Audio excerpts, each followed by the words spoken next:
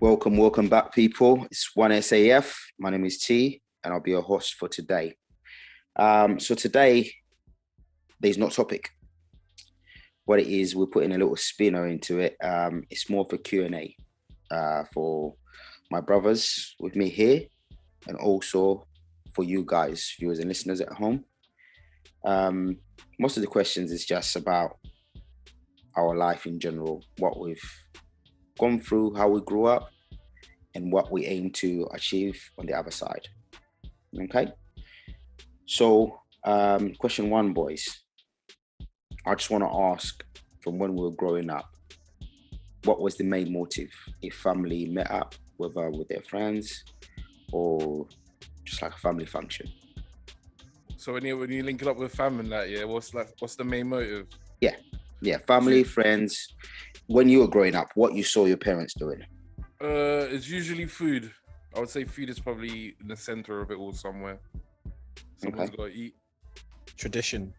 I think a lot of the meetups has just been what we've always done. You know what I mean? Like, yes, you have the standard, like, parties, like birthdays, Christmases, christenings, weddings, funerals, but how it's done is more of a traditional thing. And I guess it's just to keep that sense of family and community. If you don't mind me asking, what was that tradition? Of just being around. So like Jay said, food was an important factor. Food, music, just, you know what I mean? Just chilling, just getting away from the normal day-to-day stuff. Okay. The food was always like a main thing. The event, someone would hold it at the house. Everyone knew their kind of roles. It was kind of an unspoken thing, but everyone knew and understood that it was all about vibes and just keeping that community strength together. For me.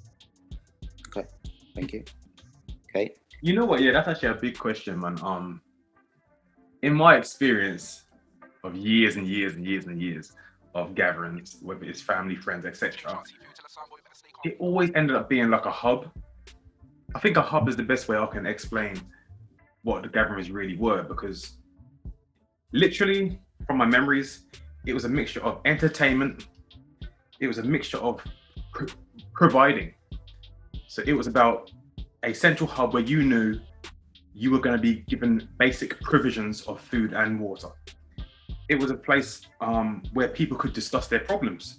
So many times I would hear elders talk about issues in life and blah, blah, and they would get advice from their peers. So many times that we would actually be a community and we would be encouraged to engage with our own. So when I really think about it, like, I even mental health, there's so many times, and you know, people get a drink or two down, then blah, blah, and they start talking about all this, that, and people just express themselves freely. And I think that was an element of feeling safe. We felt safe, so safe that we could just talk and discuss and get whatever we need out of that, really, which was, I completely agree with everyone. It was definitely food and all that stuff, but it was deeper than that. We got more out of that than just food and music and generational and tradition. It was our hub. It's like almost like, I honestly feel like that was needed to shape my future anyway, and shape my family's future and my friends. It's a bonding environment, isn't it? That's when you really make your bonds there, as in a group setting. So, and it's also safety as well, if I think about it, because when you're like involved in big families and big friendships and stuff like that, whoever comes to that gathering, you know, oh, okay, I've seen that man now, I've seen that girl now, blah, blah, blah. So then when you see them outside of that, you know that everything's safe, innit? Like, you've been around my nans, you've been around my aunties, you've been around my parents, and I've seen your face, I've clocked your face. So now I know that, you know what I mean? Me and you are safe, me and you are cool. And you've got my back and I've got your back on I guess on a lesser scale, but it's still there. There's still something there. So when I'm walking around town, walking around the city, etc., blah, blah, blah, there's less people to be worried about because there's a link now. So yeah, man, that's actually a deep question, bro. Okay, thank you. That's interesting. On to the next one. Did our parents, besides well, outside of, the meetups and the functions where we saw the interactions amongst them, and we saw how they dealt with problems, mental health, gave each other good advice, sometimes bad. um, Outside of that, when we was growing up, did our parents actually ever give us life coaching books, or ever actually had that one-to-one conversations about life in general and adulting? For me, like, no. I'm a product of my environment. So the people that I learned from the most were my loved ones. So there was no explicit like sit down life talk, so to speak, very often. But you learn through others, through elders, through siblings, through friends, the mistakes they made, those kind of things. It's only since I got older I've had those talks. A lot of it hindsight talks, and a lot of it future thinking talks. But when I was younger, I think I was allowed to be young, but in the environment that I was in, you could not learn. Do you know what I mean? If you didn't learn within that environment, then you got pulled up. It's a bit of a backwards way, I suppose, but yeah, you got pulled up for something you've not been taught about. You've seen other people act in a certain way, which is acceptable behaviour. So that's kind of how my learning came. Okay, thank you, S. Mine, I got a lot of life skills out of my parents, out of my brother as well. They were the immediate people that I was growing up with, of course, in the household. Got a lot of life skills, and it came in the moment, if that made sense. It wasn't like this was a day to sit down and speak to Kay to let him know about X, Y, and Z, let him know about how to choose friends, let him know about how people perceive you.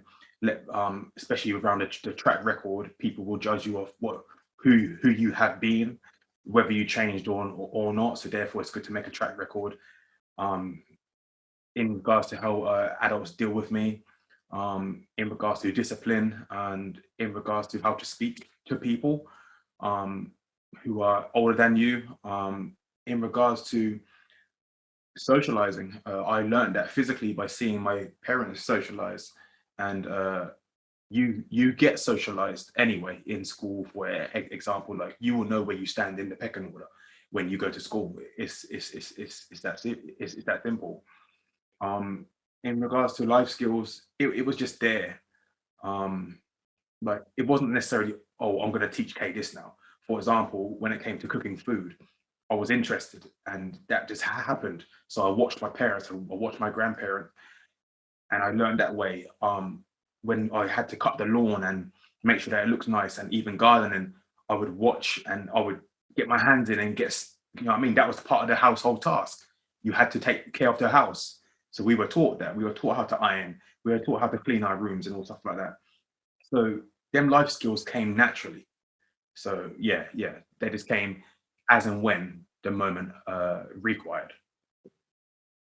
Yes, the key book we had growing up was the Bible. That is the foundation of our upbringing, our lifestyle, and a lot of our life lessons. We also used to have like Bible study tapes that we used to listen to as a family sometimes, or it was just played in the background in the house. Like, I'm sure most Caribbean homes used to have those, those big kind of music players where it's got those multi-deck. You got a vinyl on top, then you got tape, then you got all like, yeah. My mum used to play stuff off there. And yeah, it was never planned, but I can always remember isolated events or isolated situations where my mum would just tell me about, this is how you wash chicken, or this is how you wash clothes. Like, if you had to hand wash clothes, this is like, even simple things. This is how you wring out a wet towel properly. Like, just little tiny things like that. And like, even gardening, as Kay said, cooking. It's just those moments where you're doing something, and then your mum's adding a bit, or your parents adding a bit of sprinkle to kind of explain why you do it this way. So and we had, under our stairs in our family home, we had a bookcase full of all different type of books, whether they're biblical ones or encyclopedias or autobiographies. So it wasn't necessarily here, have this book, read this book, like that. It was just always there, and I remember just sitting under the stairs and just going through all these books, especially the encyclopedias. I used to just love just going through and just learn like random stuff. But yeah, there was literature in the house. There was spiritual food in the house, and it was just, yeah, it was just there. And my mum just added those little sprinkles when it was needed, on an individual basis as well, but also on occasions she used to get her 4 children together. Hmm. Yeah. Interesting. Just a quick yes, no. Did you guys ever sit down, whether it's breakfast or dinner, as a family? Just a Yeah. quick yes or no. Yep. Yes. Yeah. Yes. Okay, cool. Thank you. So from what I can gather so far is we did a lot of learning through observation. Yes, there was times when there was hands-on there, but majority, especially in those family functions, it was through observations, wasn't it? The next question then is, now that we're adults, when we have these functions, the same function that our parents used to have, are we still doing the same things? Because now we are in their shoes, or is it different? And if it's different, what's different? I think we are doing the same thing. It's the same. It's the same premise. The delivery might be different because obviously live in a different time. Like Em said, we're not. It's Bluetooth, and so we're not rocking the old vinyl player in that no more. Now we're connecting our phones to the big Bluetooth speaker and we're rocking out. But we're still doing the same thing. It's still the same ethos, the same family, food, music, togetherness, building, sharing experience, learning. You know what I mean? Yeah, I agree. I think the only major difference that pains me is the fact that the first generation, just from a Caribbean perspective anyway, in terms of the Windrush era, that's becoming less and less at these functions. And growing up as a child, obviously, uh, there was that's plentiful in terms of the first generation in the UK. So Jay's right, like the essence is still there. We still keep the same things at functions. We still try to, but the thing that pains me the most is that the generations that are coming through now, like my children's generation, I guess even they won't see some of the things or even hear or experience the type of people that we got to experience. So that's why it's so important that I love when I've got my friends and family around to kind of at least continue that tradition in honor of my grandparents that are no longer here, because my children won't be able to see that. That's powerful, man. That's quite interesting as well. Okay. That's levels, man. Yeah, I definitely think the essence is kept, and if I just follow on from what I said about it being a hub and where people talk and discuss deep things and all that, amongst the entertainment, amongst the food and the partying and the drinking, there's still deep conversations. Logic and intellect is still being brought up within them functions. I think that's vital as part of the mix, and it's normal for me to attend a function with my family and friends and for a deep discussion to pop up. Like it always happens. It always happens. A deep discussion will pop up and people will go back and forth between ideas. No one gets into a ruckus. No one gets into a fisticuffs or argument and that people get passionate. Yeah, but it's the essence is still there. And that was from when I was young. I heard oldest talking about deep things then. And now I'm at an age, we're still talking about deep things then. So that whole hub mentality for me is still there. Now, when we talk about what has changed on a visual aspect, things have changed. And that's more digging back into what Em said about the Windrush generation and such, in terms of the interracial side of it. The gatherings have become more interracial, intercultural, and that has physically changed. Like you can physically walk in to a gathering where I went to when I was a child and walk into one now, and the physicality of the people there are different. So it still holds the same essence, but there is a physical change, and does that physical change bring a cultural change? Does that bring a mental change? Does it bring all sorts of change in terms of what we can talk about and discuss? And do we have to involve more than what we were used to when we grew up because of that change? Levels. That's a big boy question. Interesting. It's a big boy question. I said, It's the yeah, big boy yeah, question. yeah. For me, the dance is still the same. Yeah, I don't mean dance as in busting a shape and then things there. I mean dance. Yeah, the vicinity is still the same. The essence, the flavor is still the same. The audience has changed. How you get to the dance has changed.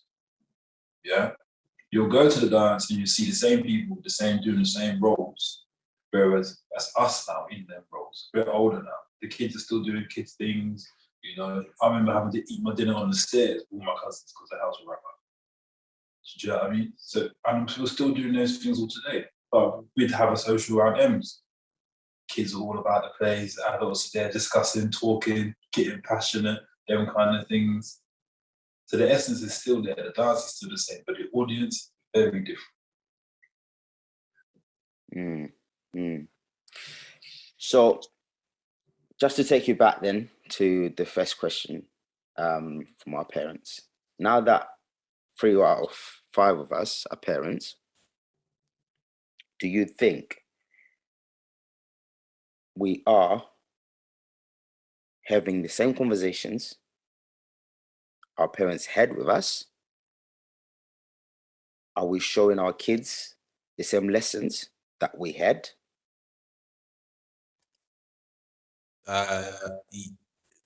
Yes, and more from my stance. Okay, please explain. I think I said this before in a previous podcast, like we are a generation that have been blessed to have been to see the previous generations before and see what's happened in our generation. I think everything that predominantly my mum or my parents taught me, obviously I will install that with my children, but all the things that I've learned, all the kind of pitfalls that I've dodged, or all the things that I've maybe exceeded or succeeded or kind of had different experiences, I add that into the mix as well. So hopefully with the foundation from my parents and my family and aunties, uncles, all of that, and the foundation from my experiences with my family, and I mean my boys, friends, etc., that should make the generation or my children's generation a lot stronger. The only, I don't want to say downfall, because I'm sure I'll get a lot of stick. The only difference is, for me growing up, it was pretty one-sided because there wasn't necessarily a split influence from parents, if that makes sense. It was just me with my mum for the majority of the time, and my mum's side of the family. And yes, on occasions I'll go to the other side. But I guess this generation, I'm sure you guys that are parents can relate, it's more the fathers are having more input than probably our fathers might have had from a consistency basis. So the mother, for us, our main influence and our main hub was with our mums, whereas our children, unfortunately, their main hub is with their mums, but different cultures. So that comes into play as well. So it's almost like they have two hubs. Yeah. What you're explaining.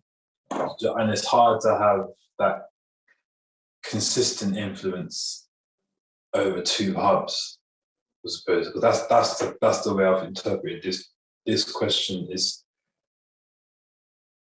I have certain conversations with my children now that I wish I would have had when I was young. Although yes, I learned mostly through observation.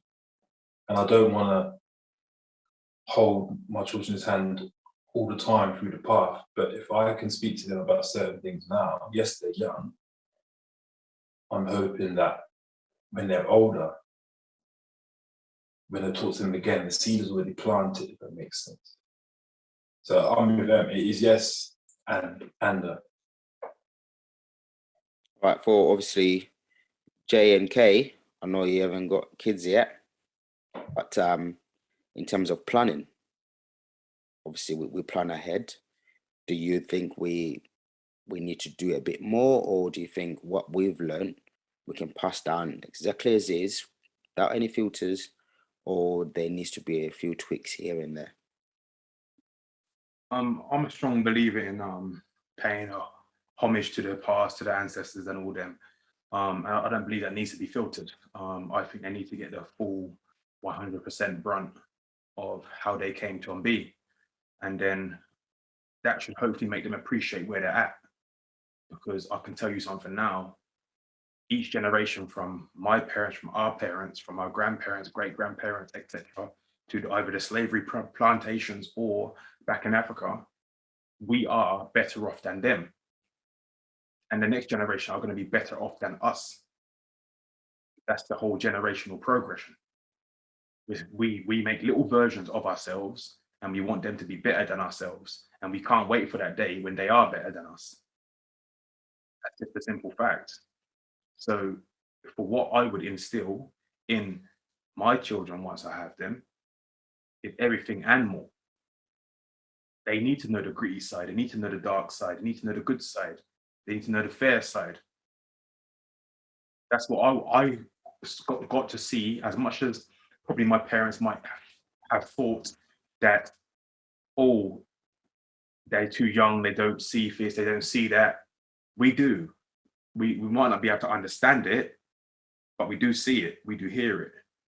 Probably don't hear and see everything, obviously, because you're still young and you're in your own mindset. But I feel that we need to be open and transparent with our kids, because they will eventually become adults. And I don't really want them to run into situations which I could have taught them about, and it could actually throw them off. It could actually put them in bad stead. Whereas if dad sat them down and said, look, this, that, blah, blah, blah, then that's the level. On the flip side as well, how we plan to build, I plan for my kids to be involved in my build, because I don't want them to get caught in the trap that I was caught in. I was caught in the academic world trap. And I'm not saying it as a negative, because my parents always push studying and researching and completing your essays and stuff like that. And that's needed for me to get to the stage where I'm at now.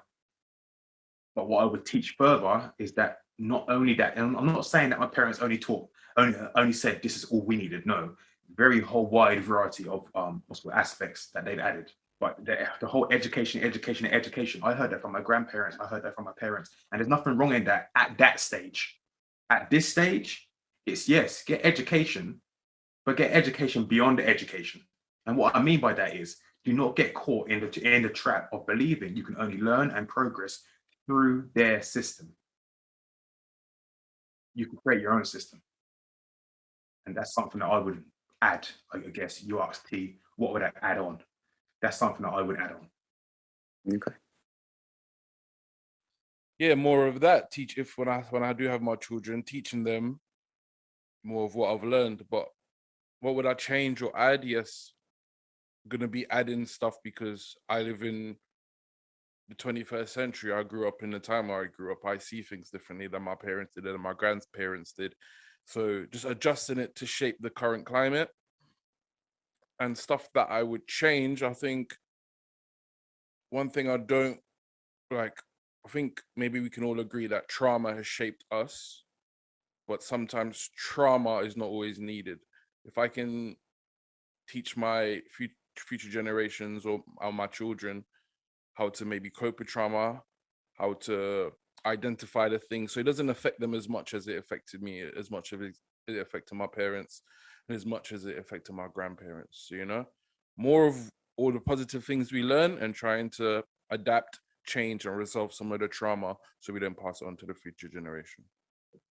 Very interesting. I like that. I like that, especially the trauma bit, because sometimes I feel like trauma holds us back. So that will be key for us to move forward as a nation of people. Our next question. Can you guys give me one example where you've done something out of your comfort zone and how you felt after? Definitely for me, the number one thing outside of my comfort zone is any sort of public speaking, presentations, etc. I have a stammer. I've had a stammer since I can even remember speaking. Um, I even made jokes on myself about I probably started when I cried when I was a baby. I was too young to even know.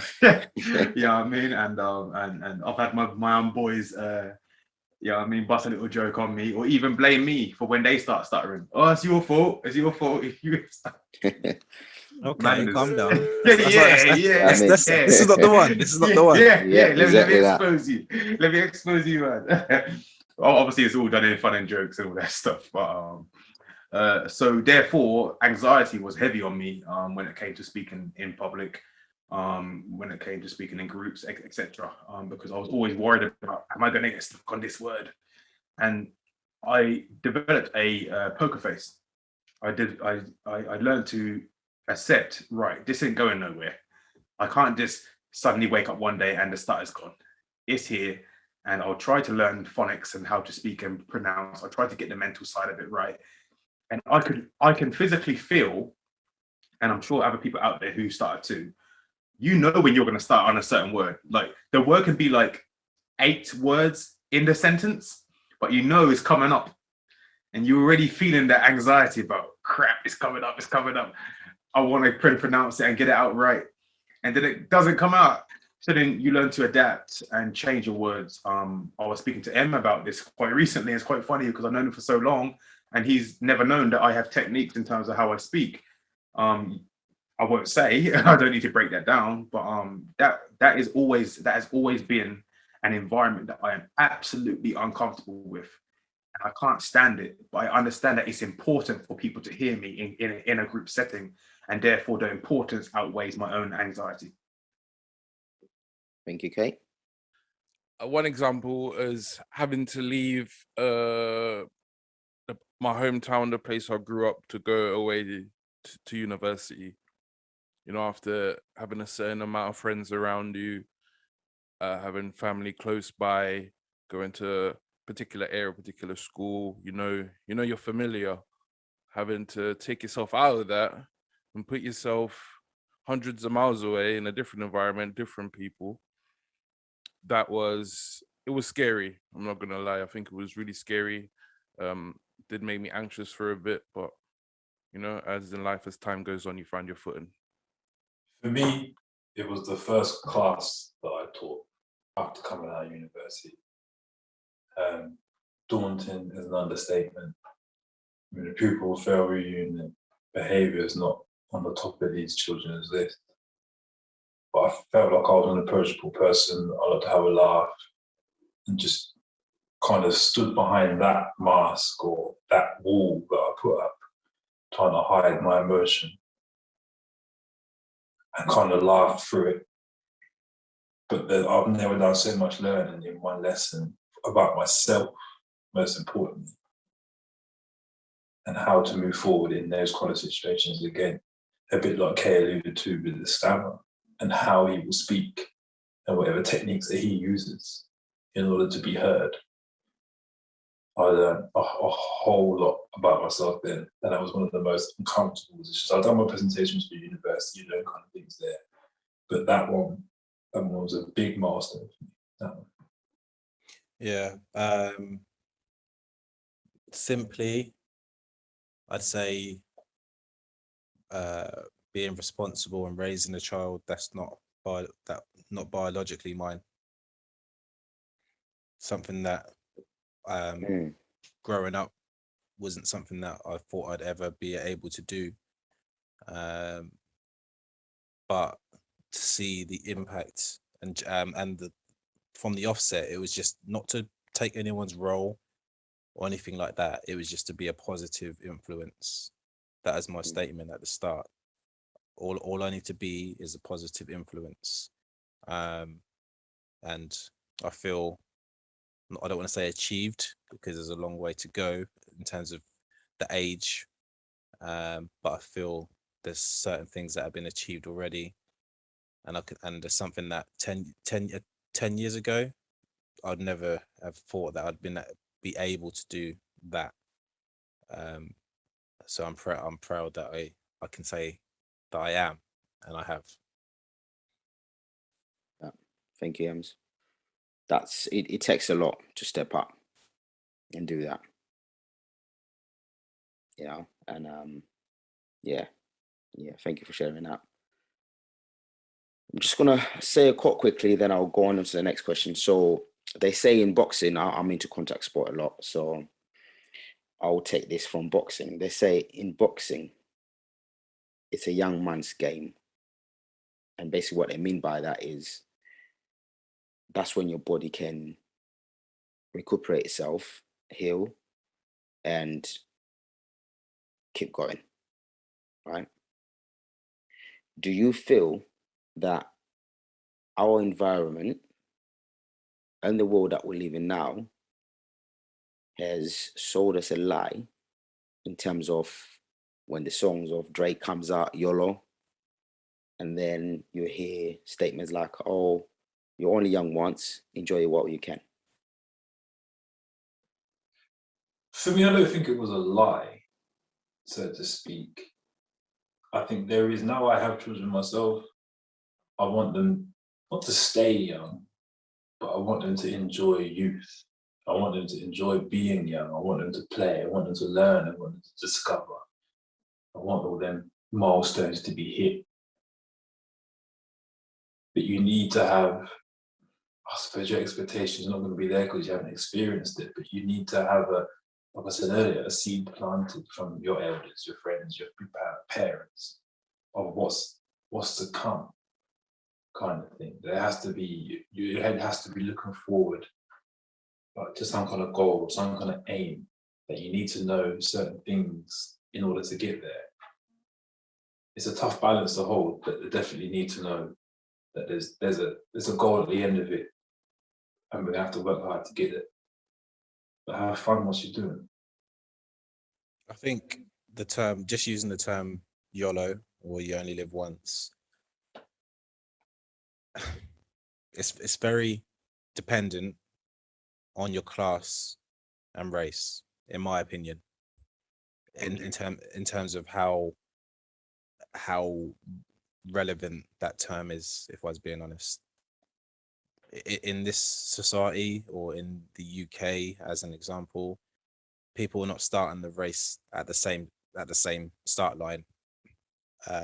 So it depends on privilege. It depends on a lot of your I've got that wrong, but social or economic situation.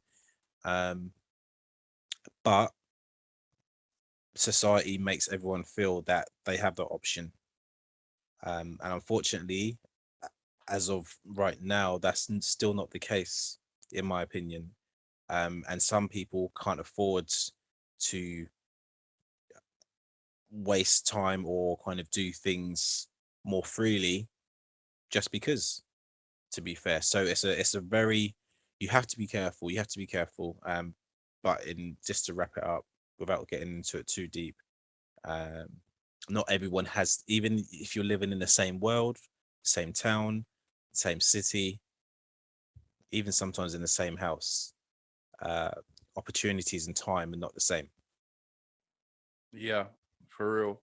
I mean, if you really think about it, 365 days in a year, that's 365 chances of living your life.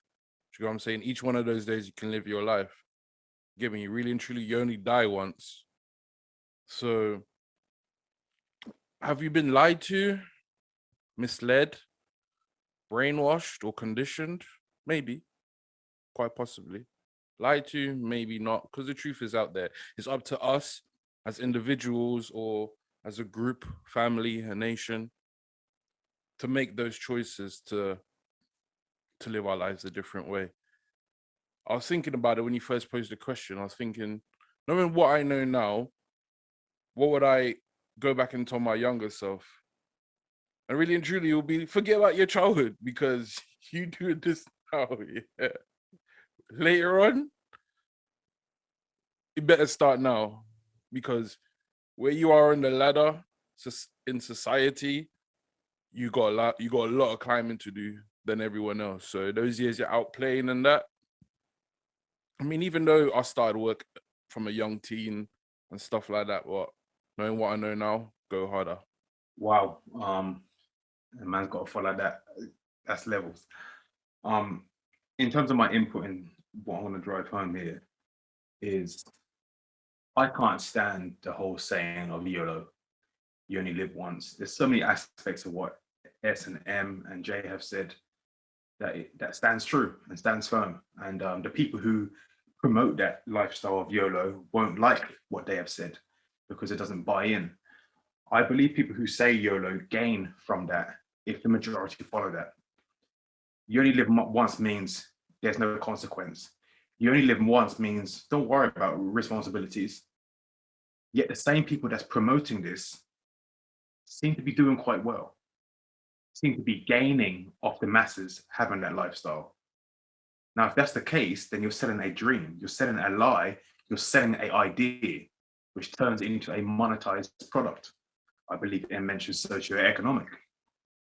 So this saying means the same as this. You can be whatever you want to be. Rubbish. I was going to say a stronger word, but I'm holding myself down. That's absolute rubbish. I remember when Barack Obama first came president, everyone was jumping. I remember I was in college then. Everyone was saying, oh, it's a black president in America.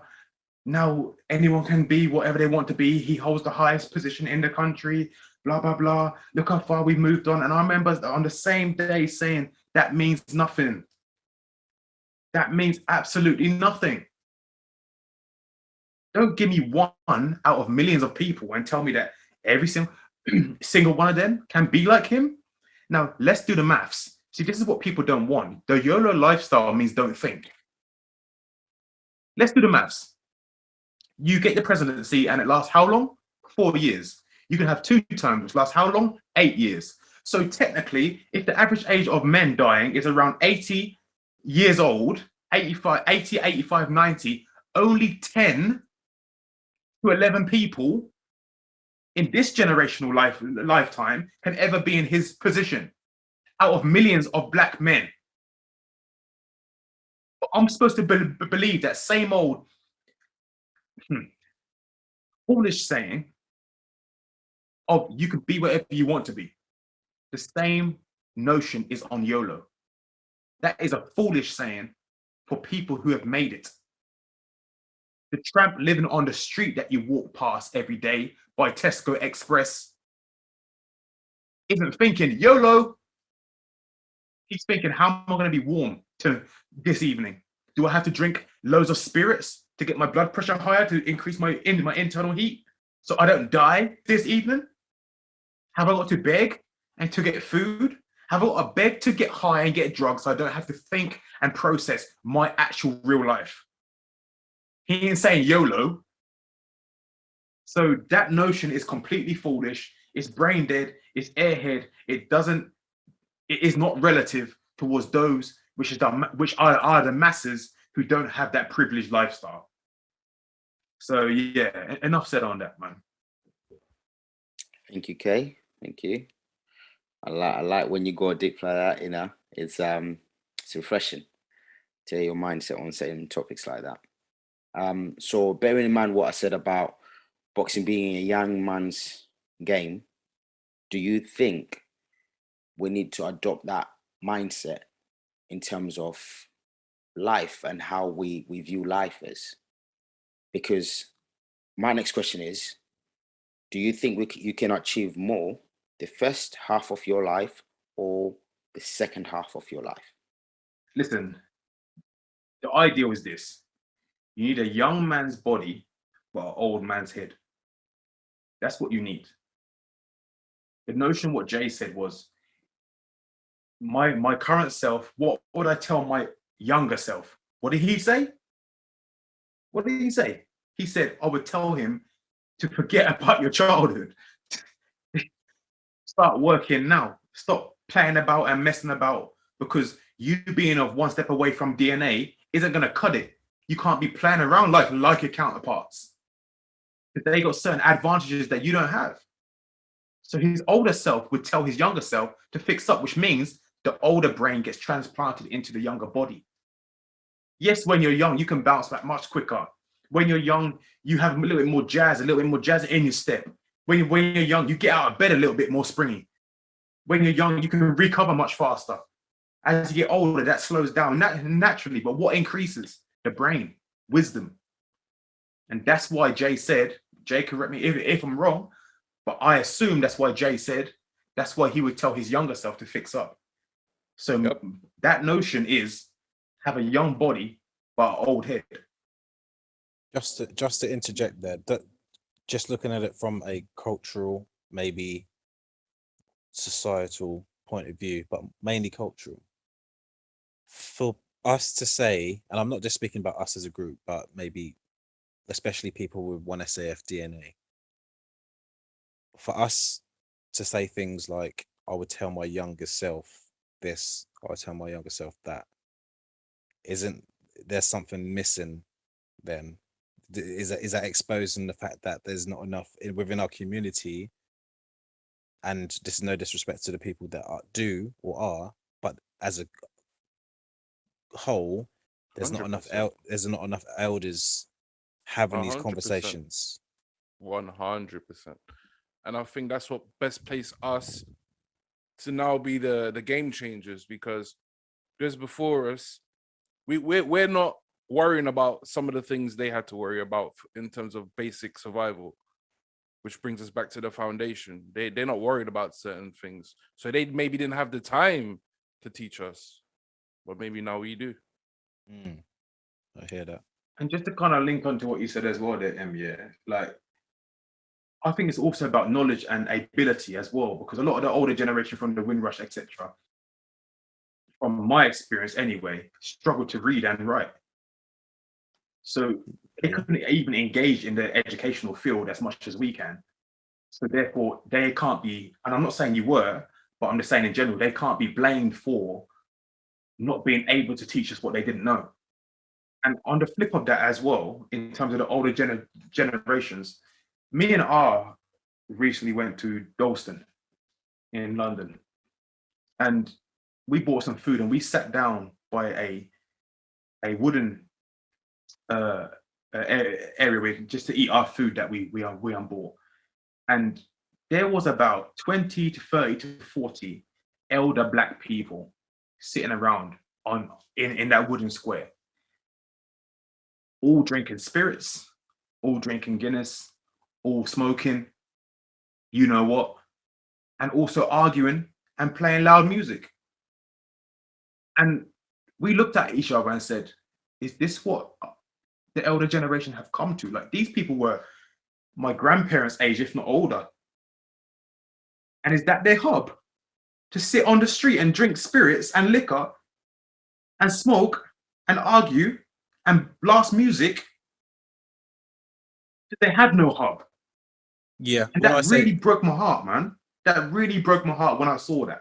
Because they don't deserve to come over during the Windrush, bust their ass, and that's their outcome? No. Sorry, you're going to jump in. Good. Yeah, well, but just to elaborate or to expand, when I say elders, I'm not necessarily just talking about like grandparent generation, like Windrush.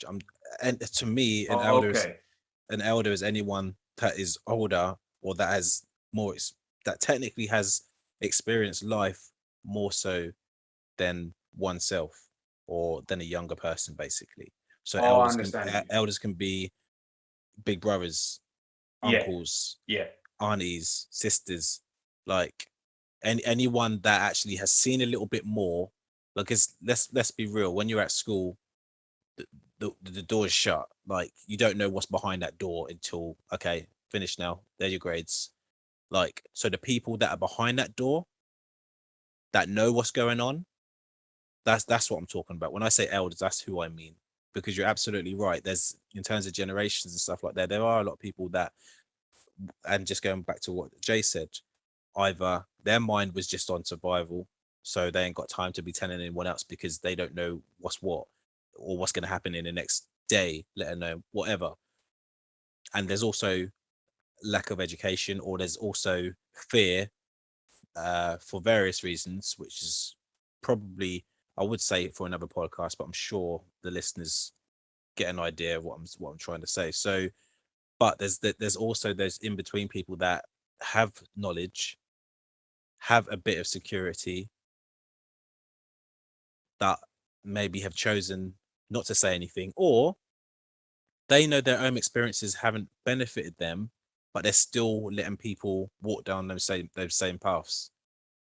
Maybe it's fear to see, well, if they do better than me, what am I? But it shouldn't be about that. Let me pose something to you here. How many people can you reach? So let's talk about you are now the elder for the younger generations then, yeah?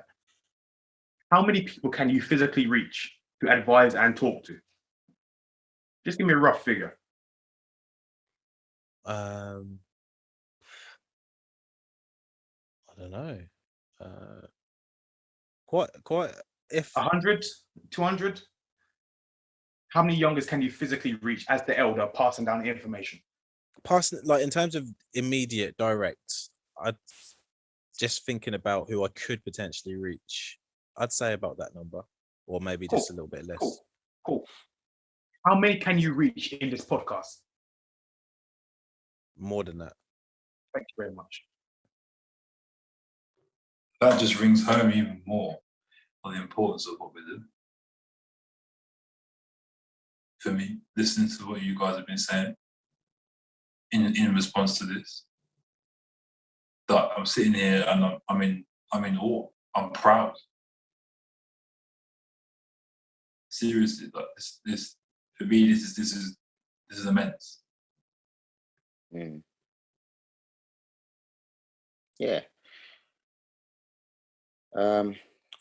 I'm purposefully not actually taking part in this, right? Because there's a couple more questions, and you may think, oh, it's all over the place. There's some questions you're asking, but it will make sense for the viewers and listeners and to you boys.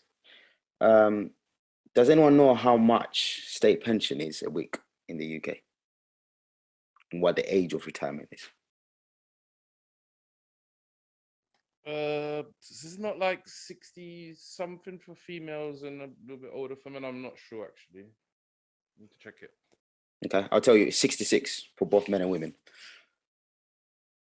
Does anyone want to have a guess how much it is per week? Wait, I thought men and women had different retirement ages. Yeah, they did. That's what they I did. thought. But Yeah, maybe so that legislation might have changed recently. they have changed it. Are you talking state pension? Yeah, or state like a pension, private yeah. pension, state pension? State pension, yeah. And about what, 60 a week, something like that, or maybe a bit more. Anyone else want to take a stab? I don't even know, to be fair. I would say maybe like maybe in the hundreds, 110, 120, something like that. 120. Okay. It's about £100 a week. State pension. And we retire at 66. That's their piece, fam. What are you talking about? Is it? So that's £400 a month. Bro, for someone with one step away from DNA, yeah? That's peace, fam. That's peace. And guess what? It's actually going to go higher to about 67 by 2028. And obviously with what we've gone through with the pandemic, it might be even higher by the time we get to retirement age ourselves. But so will the cost of things. Most likely you go. Yeah, carry on. Now, but I'm talking about age-wise, not the amount. Well, the age-wise is going to be higher. Age-wise might be higher because we've got to pay for this bill for the pandemic, and we've got to pay for other things that's going to come up. True, I guess, yeah. So they're projecting at the moment is 67 by 2028, but we've still got a while to go. So probably we won't retire until our 70s. Right. Why am I saying this? Do you think as a nation of people, we live within our box and we're not as daring as other nations would be in terms of going out there and doing things different that we'd never do? Yes. but only because, again, it comes down to examples, man, and examples in a foreign country. People of our, want to say, if DNA within a foreign land, there's no true examples of it. We see all the other new cultures come in and do it after us. They've come in, they've done it, they've built their communities, they've built their infrastructure, they've built their businesses. But for us, I don't know. Is it fear? Is it complacency? Is it trauma? But yeah, I don't. For us, we need a drastic change for us to implement what is needed.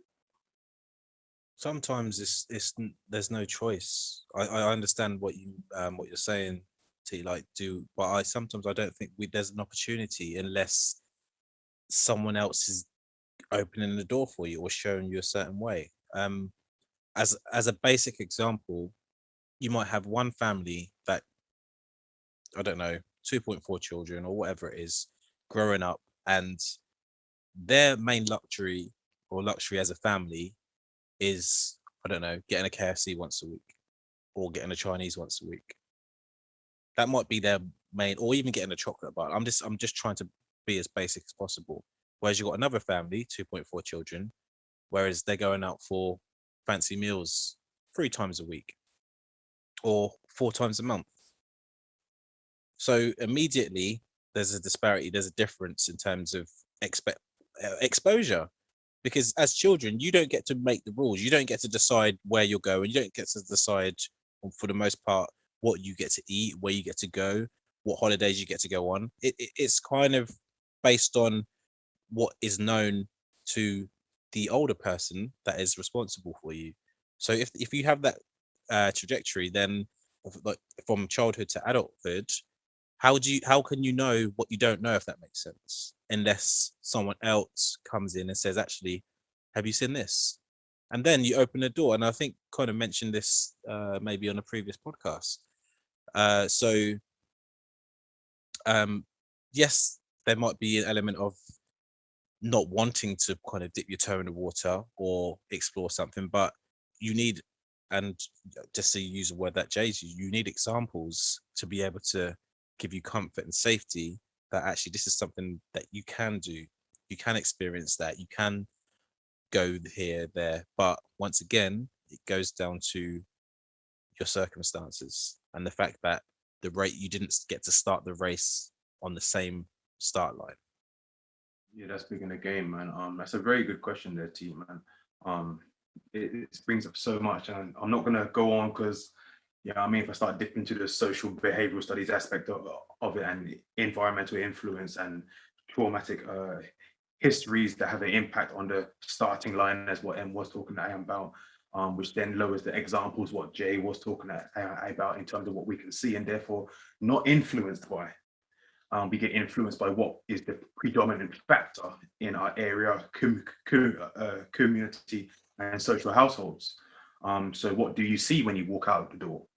And if that person or people look like you in terms of what you see when you walk out the door, you're more likely to link on to that because they are like you, and so on and so forth. I won't get into the whole house slave and field slave mentality where you seem to bond and associate with your captors per se. That's the whole another theory in itself. I honestly feel as a nation of people, and it's not even just because we are a nation of one step away from one SAF DNA, it's more for the fact that that's just natural human behavior. You tend to mimic what you see and in regards to who you relate to. That's just natural. If someone's successful and your parents are successful, your parents run a business and they're millionaires, you being a child are naturally going to be more inclined to live a lifestyle and have knowledge of and mimic what your parents have, and so on and so on and so forth. And if I dip into that analogy I used earlier, as a child being the better version of the parents, then if the parents were millionaires, guess what the child's thinking? I'm going to be a billionaire. Same as if you're in a broken household, disrupted, which some of it is by choice, but a lot of it is by the circumstances and in environment that we are placed in. I'll say that again, that we are placed in. what did I say earlier about we need to create our own system? Once we can get to a stage where we think outside of the box, which is what you said, T, outside of the box is we don't have to live by these rules and set of systems that are put there for us, that are given to us. We've got to create our own. And I believe that's what we are doing as one step away from.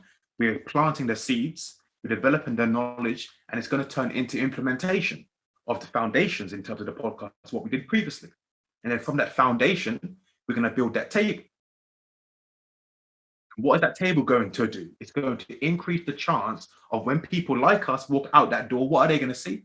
Yes, they're going to see all the dirt and grime, but they're going to see builders too. So at least the percentage will change. That's how I see it.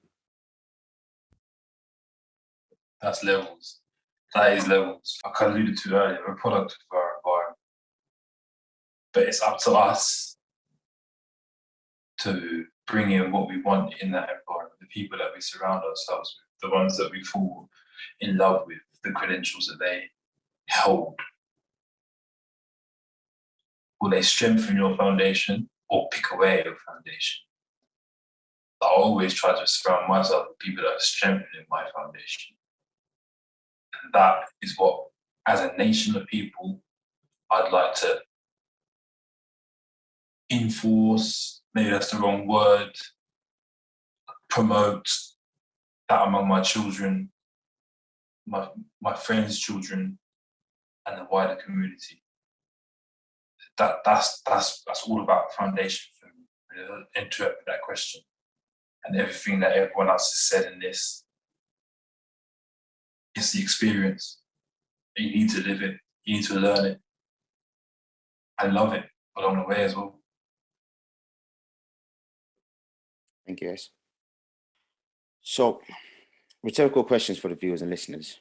Do you think, as the second gen, mainly, if you're the second generation or the third generation of the immigrants, we'll give our parents and our grandparents the pass?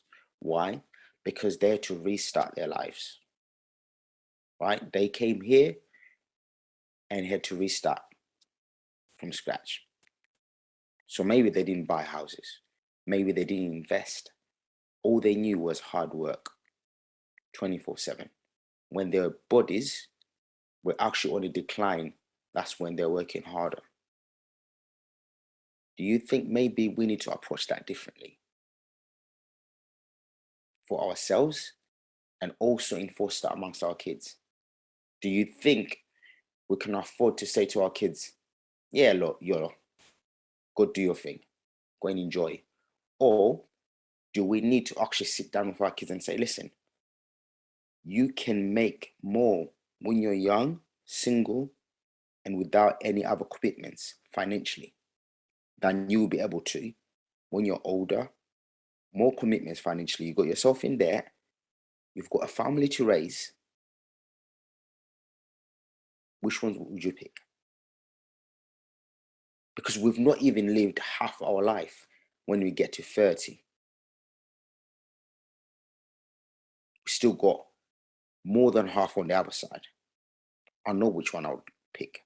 I would have worked now when my body can recover quicker. For those that used to go out, partying and stuff like that, if you're in your 30s, try go out for the whole night. See how you feel the next day. And remember how it was like when you was 18. Are these some of the things that we need to look at as a nation of people to actually get ourselves from the bottom? We spoke about pension. It's £100 a week. If you haven't got a house, if you haven't got investments, will you be able to survive? Moreover, will you be able to leave anything for your kids to make sure they are one step away from desirable outcomes or one step away from your position?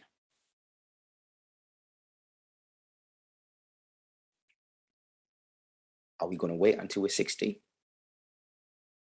Or we need to be thinking about this now?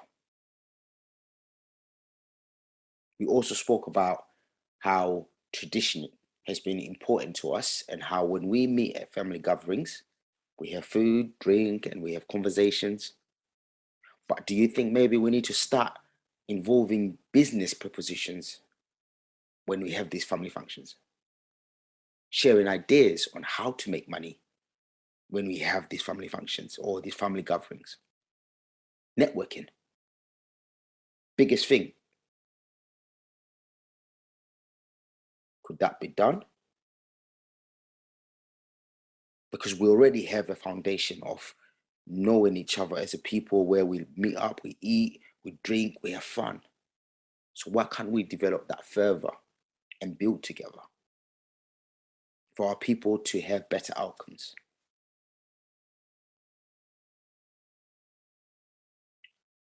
If you are between the age of 25 to say 40, what books are you reading? And what ones are you thinking, I'm going to leave that for my child?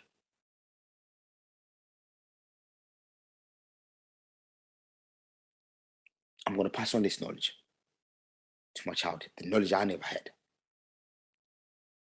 So when I was talking about, do we live in a box? We are doing the same thing over and over again, which is good because it keeps us grounded. For us to go forward, we need to know where we've been. So it keeps us grounded. But we need to add more to get better outcomes. That means I can't just say, well, I'm a product of my environment. No, I have to be uncomfortable. Growth comes out of being uncomfortable. So test yourself. Do things you've never done before. Sport. If I went to sport right now, I would say top 3 sports that Black people will be involved. I'm pretty sure we'll come up with this very same answer amongst ourselves. Do we need to take our kids in those sports that we wouldn't normally go to? You never know. Let's just think around what we can do to better ourselves rather than just coasting through this life and then we wake up when we're 50 and regret. We wasted our best years, our prime years, doing nothing. Jay said earlier, if I could go back and tell my younger self, unfortunately, we can't do that. But what's the next best thing? We can grab a brother, a sister, a son, a daughter, and say, listen, forget about this. You can enjoy life after you've achieved a lot more. Also, would you be a better parent when you've got money, you're stable, and you're a little bit older? That's another podcast, isn't it? So all these questions filter in and it helps us build this table we're constantly going on about. So I know the questions were all over the place, but it was just to get a feel of, okay, are we doing the same things over and over again? Yeah, we're tweaking it. Us here, us 5, we're doing different things. And that's why we feel so passionate about this. And that's why we're sitting around this table and say, listen, let's do it, let's build. But it's going to take just 5 of us. More than that. It takes each and every one of you to actually sit down and reflect and make small changes. Have conversations amongst your friends. Oh yeah, we're meeting up for barbecue. Actually, no. Rather than a barbecue, I've got a business idea. What do you think? Let's do this, let's do that. Okay. Or you can have a fundraising. Rather than going on the internet and typing GoFundMe, you got family. This is my proposition. This is what I want to start. I'm sure people would be more than willing to invest. So let's not shut each other down when other people have got ideas. Let's help each other. Anyway, I've been your host for today, T. Was a bit different, but I hope you get where we're going with this. And please give us a follow and like on all our platforms and engage with us as well. I would like to hear what your thoughts are on some of the topics that we've touched on so far, and also share amongst your family and friends. Until next time, speak to you soon.